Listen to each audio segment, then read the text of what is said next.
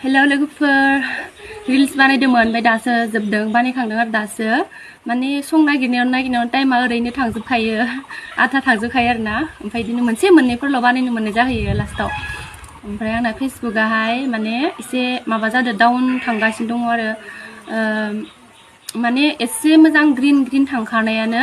दा आंना रेड जाजोबना दङ रेड जाजोबनायनि थाखाय बिराद दुखु मोनदों गोसोआ दा सोरना बिदि जानानै दं लोगोफोर सोरना माने रेड जाना दङ आंना दा माइनास पइन्टसो थांना दङ एथ' मोजां मैयासो ग्रीन जाजोब्बायमोन आरोना लोगोफोर ओमफ्राय दा दिनैनो नै हरसेयावनो